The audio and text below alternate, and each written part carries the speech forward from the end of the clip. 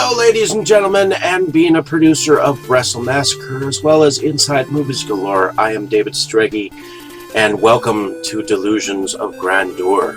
Enjoy the reviews. I certainly did.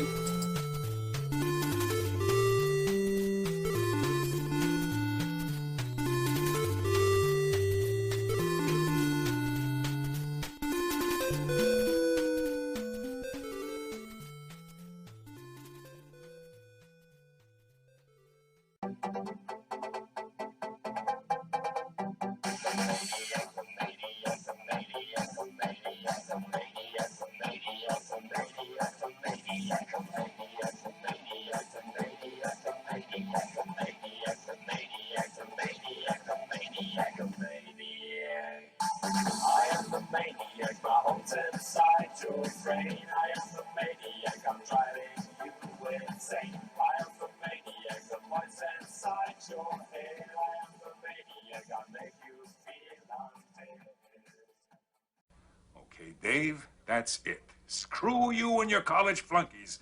I've had enough of this from you and from everyone else. I know what you guys are trying to do. Break me down, drive me out of the force. Well, it's going to take a hell of a lot more than a lame prank like this to get Curtis Mooney to throw in his badge, so fuck you. Over. Hello, ladies and gentlemen, and welcome back to Delusions of Grandeur. And my name is David Streggy, and I'm here with you again for another exciting episode of What's in My Room. So, the first thing I wanted to get out of the way is my mail. So, within the last week and a half, if you heard a meow in the background, that is Sassy, our family cat.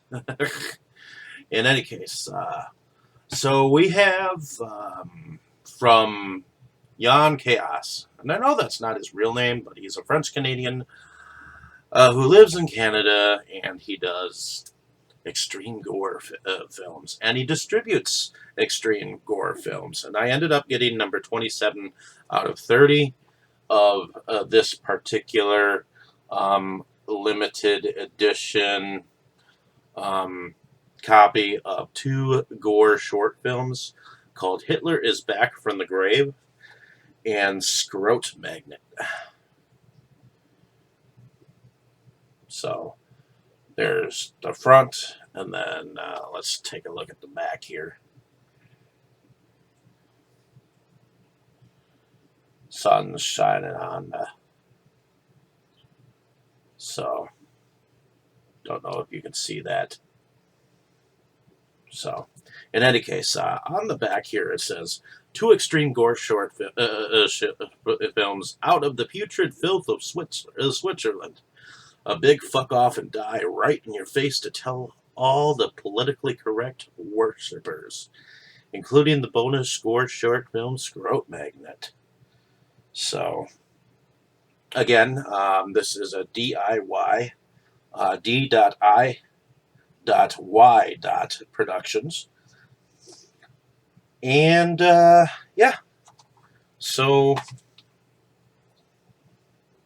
he always normally puts them in one of these so that it's protected. So in any case, I'm going to take it out of its case and stick it on here in the, because it's already protected while it's in the case, and it's a little bit wider picture of the front of this cover, just smaller on the label. And this isn't a printed label. This is or what do you want to call it? This is a personally made label. So someone actually made this on their own personal computer. But it's a way of getting things out there and doing things for people. So The next thing that I did is I upgraded my Sharknado copy from DVD to a Blu-ray DVD combo, and I absolutely love this first film. Anything after the second one wasn't too bad, um, but Sharknado is what started them all. From Sharknado, then I started hearing about Dicknado, and then from Dicknado, then I heard about Clownado, and it just started a whirlwind of craziness. And it was directed by Anthony C. Fernand, and it was with the Asylum Films, and it starred Tara Reid, Jason Simmons, Cassie Scarbo, with John Hurd and Ian Zerling as Finn. Ian Zerling ended up being like in the entire thing, just like Tara Reid was. Those names became popular for quite some time, but I am looking forward to rewatching this particular film again once I get around to it. Okay, so this next film, I did not know at the time. I was 8, and my dad, we lived on 69th and Hampton in Milwaukee here, and right down the road on 76th, or right around Fond du Lac, possibly, maybe around Center. Trying to think, but there was a Blockbuster that was like right there, and he we at the time the Blockbuster still rented out of the VHSs, and I rented out a copy of Alien Dead, um, and from what I remembered of it, I didn't remember the title for many years, up until recently. In fact, it's only because I've been working with Brad Sykes with High Fear, that I asked him on the side because he'd written like a novel or two about the history of films and whatnot, desert films, for the sake of desert films, but he ended up. The things that I remembered were in the beginning. There was like a couple of fishermen who got overturned, by some zombies, and then sometime later, an old woman that was like a farmer, was run in by a pitchfork, and those are the two things that I remember the most. And he looked them up in Cine Magazine or Cinehorror or something like that, and um, he suggested this title, and I looked it up on YouTube. There was an old copy of it, and I just kind of like panned through, and it ended up being it. Now these days, since they went back and found evidently the original film for this movie was actually lost. So what they did is they found a 60 millimeter copy of the negatives and added them into whatever copies that they had, and they just added film elements and whatnot, and made it the best that they could in 2K, from what it looks like. And this was actually directed by Fred Olen Ray. Also on here is The Brain Leeches. I have not watched that as of yet, but um, evidently Steve Latshaw was in on this somehow. I don't know how, because he's not mentioned on IMDb, but here is my copy of The Alien Dead, and just wanted to show you the cover here. But that's not the cover that I remember. But if you look on the back here, if I can bring it a little bit closer, um, the picture on the way left, you can see um, the pitchforked old woman, and there had to be a significant amount of strength for a woman zombie to hold her up like that. Even though I know that older ladies are not that heavy, but that had to be one strong zombie woman that had pitchforked her. And so that film was in 1980. Now I just rewatched it, and all the acting was pretty much hokey. Acting was terrible, but um, I remembered it to be quite gory, and I guess the thing that's different about it is that it's got some zombies that go aquatic, they go underwater, and that's something different from any zombie film that you can ever imagine. So I have to give myself credit for remembering bits and pieces of this film enough so that someone with historical experience and knowing about films and whatnot, just to give out a couple of titles, and bam, we found it.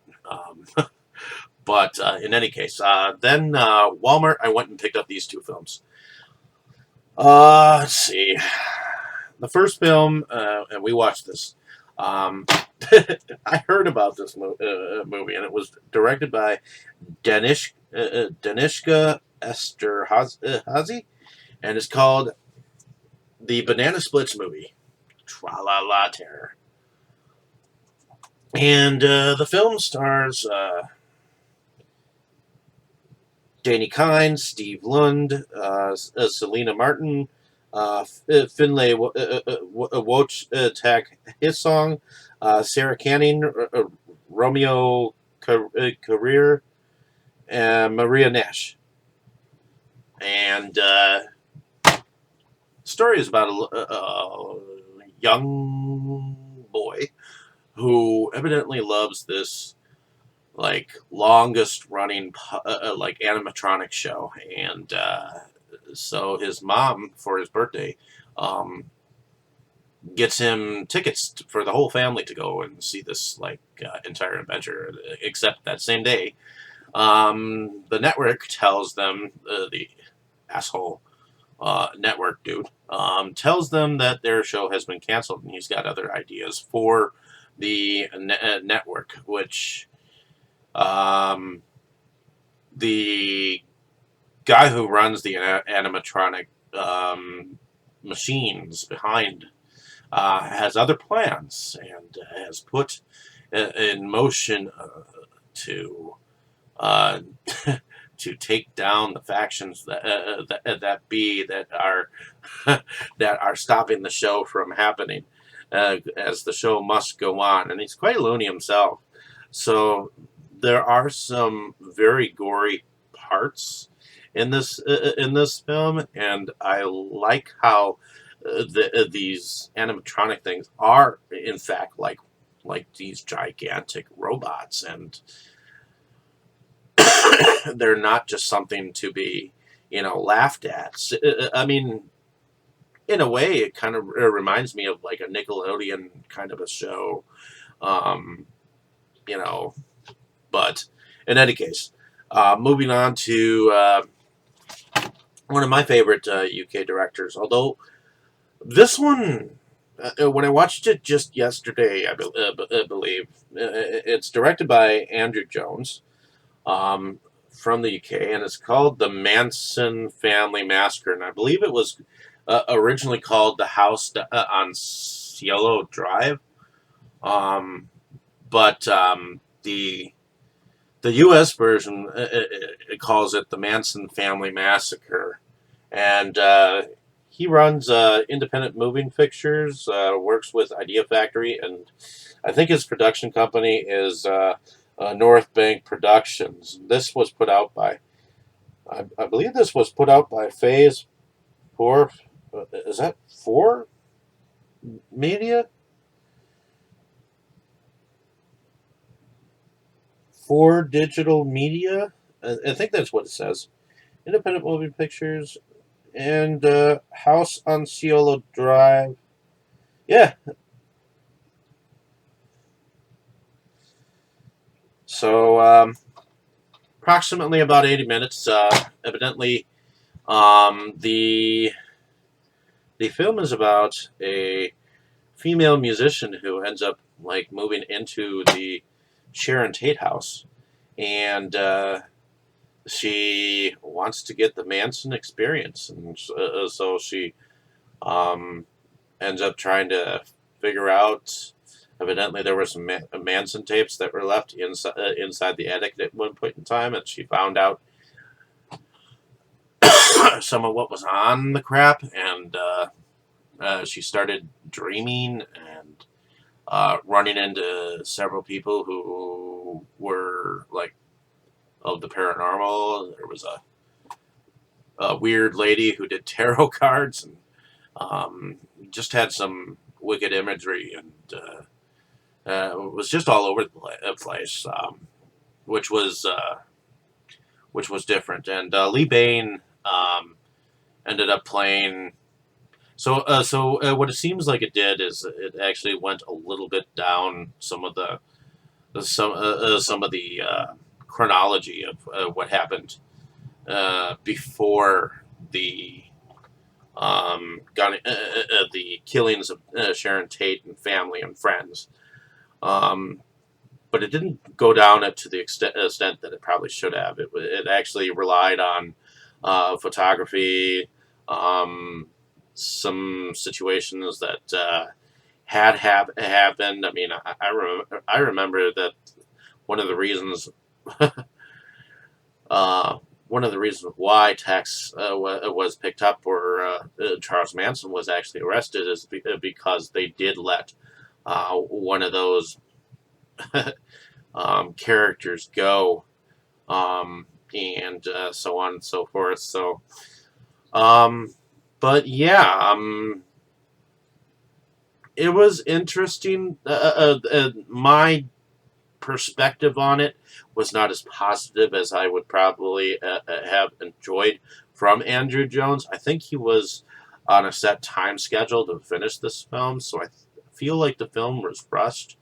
And I think the acting was okay. I thought the acting was decent, but I also don't feel like Manson was as snap off the wall like that. I think he was a little bit more calculated and a little bit more, uh, hey man, kind of more of a stoner with a brain. Hey man, let's do something witchy, instead of a bark orders and um, snap at like a moment's pace and go crazy like that I think he was just a little bit. I think he might have been menacing, but he was a little bit more slow to being menacing. Or it just seemed like this one just went off quicker than normal and whatnot. So, in any case, there we have the mail. So, here's an oddball. This one is in the shape of the circular ball, and this will not fit on my shelf entirely. It is the Blu-ray DVD combo pack of Jurassic World. I had to pick that up or find it. I ended up finding it at Yo Ho Ho Big Lots for $5. I haven't opened it yet. It's because I want to keep the box intact or whatnot. But it looks like that ball that the kids ride around in. So I figured I'd keep that sane like that. Now next one, this next one is from Megat Films. Um,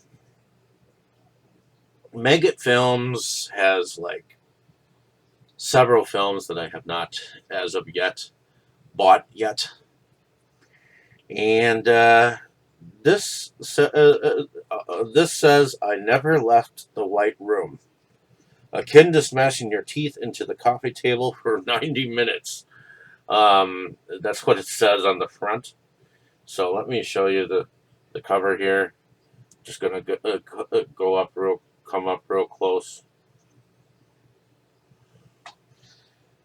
and that's what Roomwork said. If this was the first feature by Schneider, what the fuck will happen in his last? And that was by Film Bizarro. So evidently, this was a brand new 4.3 HD Megate Vision transfer. My first memory of Megate, Bloody Fun's Tom Colbert, pulling out with Drew Beck and Megate. My first Crepitus, The House of the White Room. Film Bizarro's Ronnie Carlson, Beneath Crepitus, never before seen footage. So,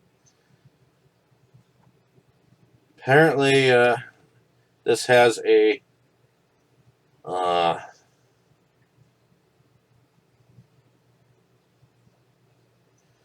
American Backwoods Slough, Hampshire poster on the inside. I don't know why. But this also says John is in the White Room. So I wonder if this was personally signed by Schneider himself to a guy named John. So, in any case, I'm curious about what the fuck that film is all about. All right, so next is a film that looks like it's a DVD from Vinegar Syndrome, and it is an all region. It's from director Carlos Tobalina. Comes one of the strangest hybrids of exploitation subgenres ever released to the unsuspecting public, combining the late 70s jungle movie craze with crime thriller overtones and copious amounts of X-rated action. Jungle Blue tells the story of a group of sinister explorers hunting for fortune in the jungles of South America. Along the way, they meet a tree-swinging wild man, his sex-crazed companion gorilla, and hordes of scantily clad natives. Never released on video in the US, Jungle Blue has been restored from its camera negatives and is being presented uncut on DVD for the first time. So, here we go, Jungle Blue. Definitely a sexy gorilla kind of a thingy going on. Definitely looking forward to watching that film. But anyways, here are some. This is an Avon triple feature. It's got Savage Sadist, Den of Dominance, and Daughters of Discipline. These are triple X films that Vinegar Syndrome had put on DVD. I believe this is actually out of print. But the back says, in Savage Sadist, a duo of hoodlums hold a pornographer and his wife hostage, forcing them into acts of debauchery. The film was directed by Phil Prince in 1980. It was 38 minutes, or 38 minutes color, hour and 33.1. In Den of Dominance, an unsuspecting man visits a sleazy Times Square watering hole only to discover to his horror and delight that the bar is actually a front for grungy S&M club. This film is also directed by Phil Prince from 1980, 37 minutes, color. And then, of course, Daughters of Discipline is two lusty young women discover a hidden collection of bondage magazines in their parents' bedroom. However, their illicit pleasures are quickly interrupted when the parents return home and decide to punish their daughters for their transgressions. Also directed by Phil Prince in 1983. It is 42 minutes long, and it's in color. This was distributed in 2015 by Vinegar Syndrome. So definitely some sexiness going on there. Vinegar Syndrome has been quite known to produce, I would have to say, porn-related films.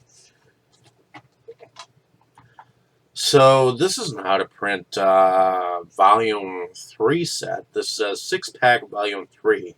It's got 2 discs. It features The Sins of Adam and Eve, Hellhounds of Alaska, Psycho from Texas, Boogie Vision, Gums, Bad Girls for the Boys. Alright, so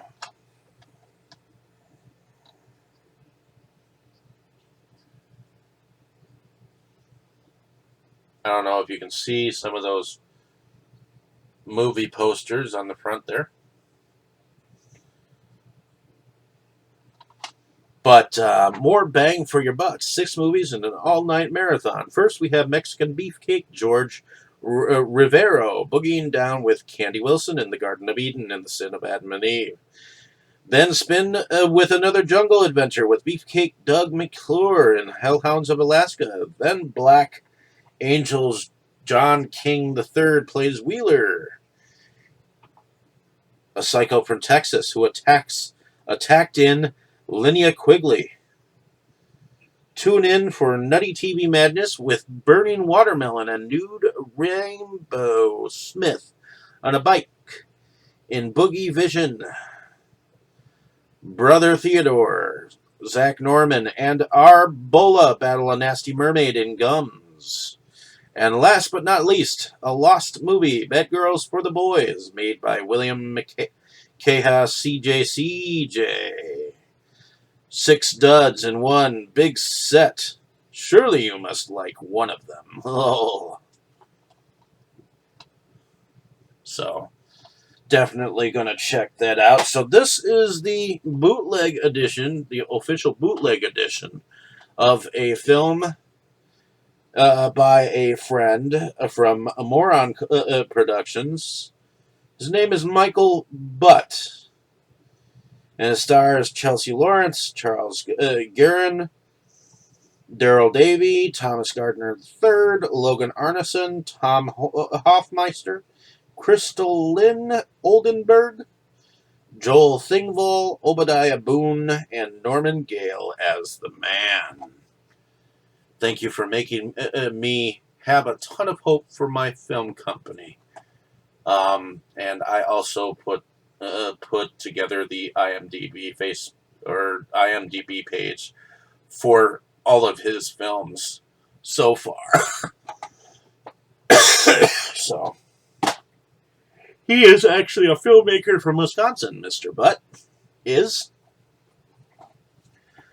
So here I have Arnold Schwarzenegger in Hercules in New York, featuring Arnold's original audio track. Kind of a funky movie when he was fairly young. The film is directed by Arthur Seidelman. And bored with Mount Olympus, Hercules decides to visit Earth against the will of his father Zeus. Zeus explodes in anger and hurls a thunderbolt at Hercules, who plummets into the sea and is rescued by a freighter bound for New York. There he is befriended by Pretzi, who whisks him away from a brawling free-for-all with his shipmates. The plot thickens as Zeus's jealous wife Juno sends the dreaded Nemesis to take away Hercules' godlike strength. Some local hoodlums have just bet a small fortune on Hercules in a weightlifting competition, and when he fails to win, a chase all over New York is on. So, there we have it. Hercules in New York. Probably one of his worst. So here we have a Highway to Hell collection. 6 movies. Looks like it's from Echo Bridge Productions. We have Night Drive, Breadcrumbs, Followed Home, The Eves, Bunny Man, and Drifter. on this collection. So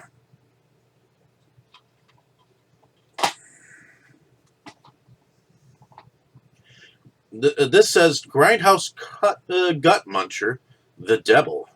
More insect vomiting than any other film. It's from Apprehensive Films, which at one point in time was at afcinema.net. In 1981, The Devil was released upon unsuspecting audiences. They had no idea what they were in for. This film set a new standard for Asian shock cinema that would be often imitated but rarely equaled. The Devil introduced the gut-wrenching gimmick of live insect vomiting. As the vile she-devil appears, people start puking up snakes, worms, and all kinds of creepy crawlies. 1981, it is in color and 81 minutes long. It is uncut, full screen, and this was a limited edition of only 500 copies, and this is number 91.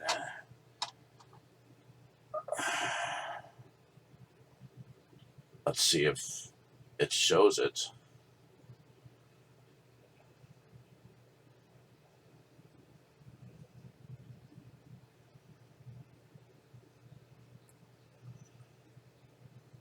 It's hard to see it.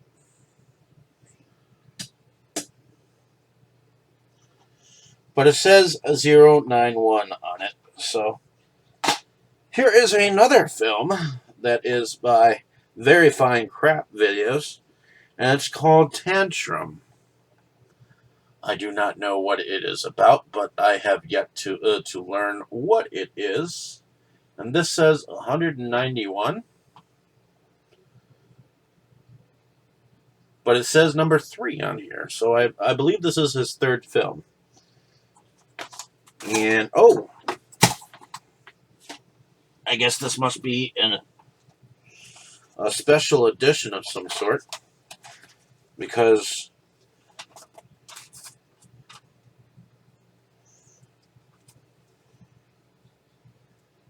there's a second disc here.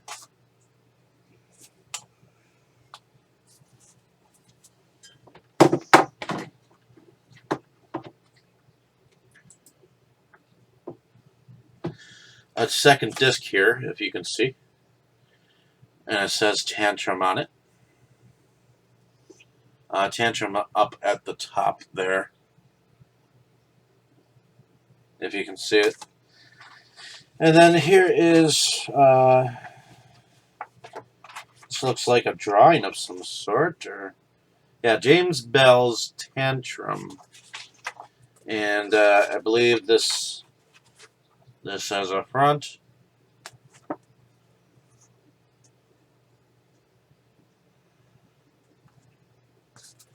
And a back.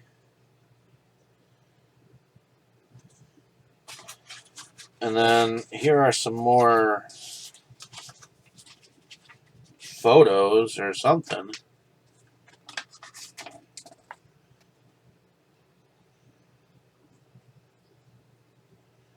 I don't know what these are. It looks like inspired by music of Dan DeTita, Ryan Trimmer, Bob Beisler. Special effects, James Bell, with help from May Bell and Severed Dicks, Jason Cock. Says art is by Jimmy Squarejaw. So, definitely curious that there are 2 discs. So this must be the limited edition 2 disc thing of Tantrum. But yeah, looking forward to seeing what this is about. And so on and so forth. Tantrum. It's not that I'm excited about these. This is my normal excitement. So, all right. So this is the complete Sensei Tumbleweed saga, complete web series from MFTDE.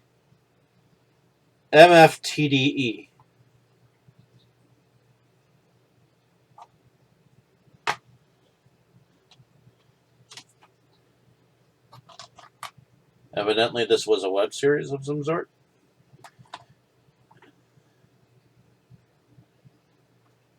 And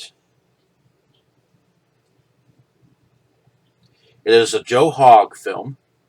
Uh, all Harold ever wanted to be was to be just like his brother Rich. Harold was has one problem though. He's lazy. After his brother makes him go look for a job, he quickly learns that this day is going to be like no other. A group from the future, known as the Velexis, have arrived, and now his brother is missing. It's now up to Harold to become Sensei Tumbleweed, and not just save his brother, but the whole planet. Luckily for us, he doesn't have to do it alone. The film stars Stephen Lawrence, Jasmine Morin, and Khalid Omar. Sensei Tumbleweed, the most unlikely hero, featuring Olivia E. Helmig, Courtney Corliss, and Salah Omar. So I'm assuming that this is Sensei Tumbleweed, the web series. Next, I have Serial Caller, which is a Wild Eye releasing film, and it's directed by Dan Brownlee. Serial Caller.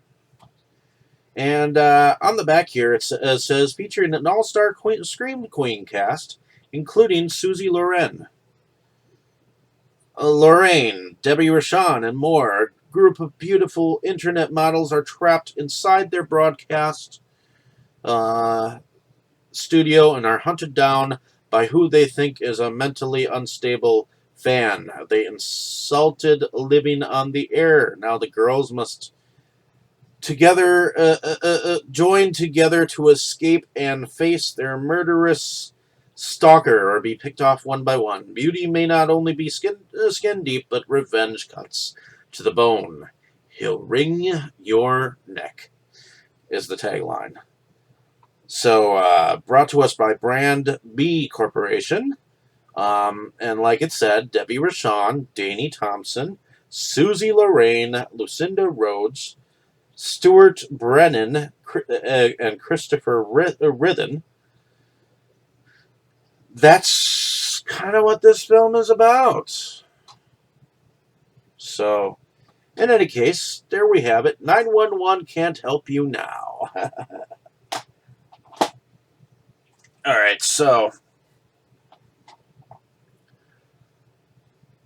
we have Death o' Lantern 2, which is directed by Rudy Belafonte, which I wonder if that's another name for Chris Sieber. But Chris Sieber has something to do with this because this is also Warlock Pictures. And this is one of the pictures that I had picked up from Chris Sieber himself. It's called Death o' Lantern 2. And it stars Candace Patterson, Paul Orville, Francine Mitchell, Jamal McQuaid, Suzanne St. Stagliati, Dutch Hogan, Pancho D. Rock, Roxanne Prempington. So, Stingy Jack is back.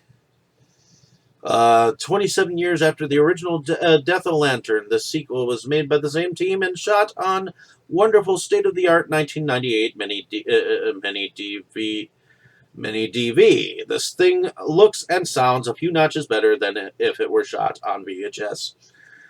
After the events that took place in the first film, Phoebe, played by Candace Patterson, is now running a Halloween house for troubled teens that have a hard time dealing with the holiday and the sleepy town of Sleepy Hollow Heights.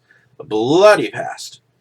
Enter Travis, played by Paul Orville, who decides to spend a week at the house to try and squash his personal Halloween demons and destroy the fear he has of the legend of Stingy Jack. Travis gets more than he bargained for when a local hag casts a spell that brings Jack back to the town, and he begins to kill again, hunting Phoebe down, knowing she was one of the kids that got away from this pumpkin wrath all those many years ago.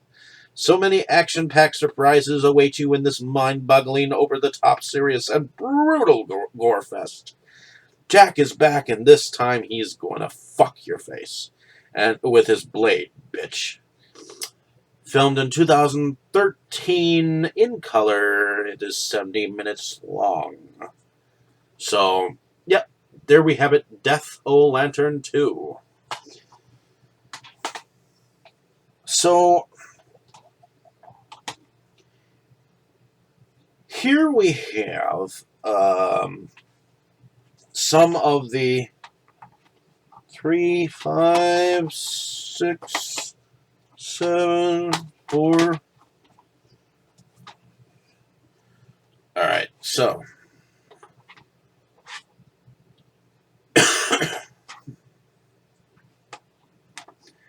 That's volume 3, 4, 5, 6, and 7 of the collective. Which these are anthology films, and I do believe that I actually have I do have somewhere the first collection of this. The only one I don't have is collection 2. I believe so. These are anthology films that have like 10 films each from different directors. And the volume 3 is 10 minutes to live. 10 filmmakers, 10 films, 1 synopsis. The collective is what independent genre filmmaking should be. It's original, fresh, sometimes scary, and always keeps your attention.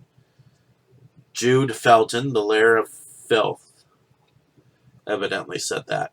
The Collective is a one-of-a-kind short film collection that features 10 10-minute shorts, all based on the same idea, 10 minutes to live. Praying that the independent horror genre is not just a boys' club, the Collective Volume 3 features 10 short films, all from a different independent female writer or director, keeping true to the Collective's winning format. All 10 films in this collection center around the same idea. The theme this time around, 10 minutes to live. It was up to each filmmaker to decide what this meant to them. With the stories all centered around the same basic premise, they have their own unique storyline and characters. The films range from tender to horrifying, with each filmmaker putting their own unique twist on the idea.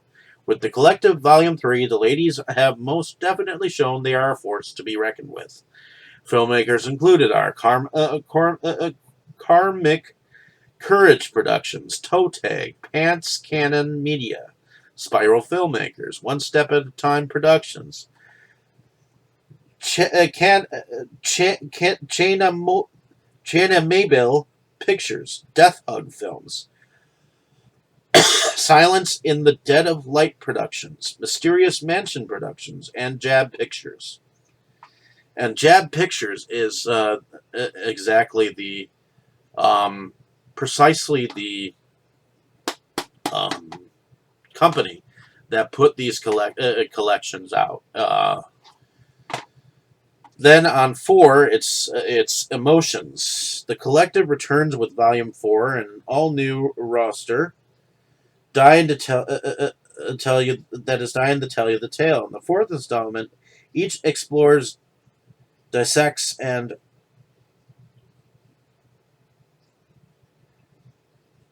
unique and under less mystery of emotions. Something with the mystery of emotions. Viewer be warned. The films contained within range from intimate to insane. To kill the lights, bolt the door. So kill the lights, bolt the door, and crank the volume. The Collective is back, and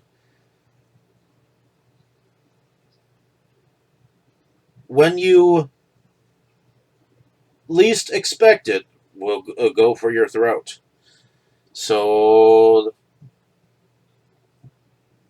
Filmmakers are from 3 O'Clock Productions, Liberty or Death Productions, Prequel Productions, Dustin Mills Productions, uh, Overanalyzed Productions, Winged Dolphin Pictures, Gina Freak Pictures, Spiral Filmworks, Red Panic Button Films, and Jab Pictures.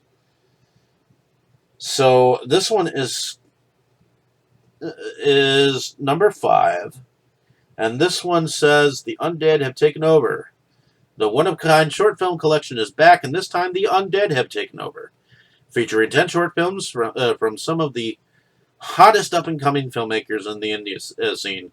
The Collective Volume 5 is a zombie-filled madhouse. This collection proves the zombie genre is still alive and hungry for flesh.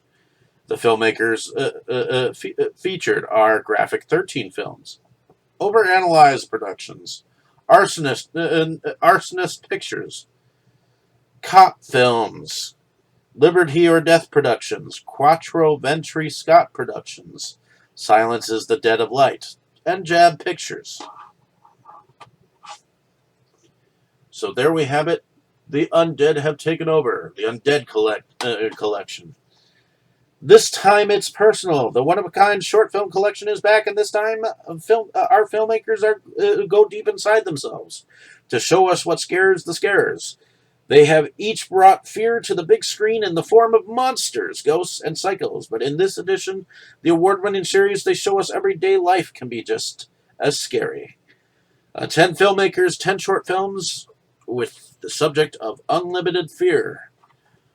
The filmmakers featured are Graphic 13 Films, Mostly Harmless Pictures, Spiral Filmworks, Consequence Pictures, Jeremy Cruz, Liberty or Death Productions, Well Hung Pictures, Quattro Venti Scott Productions,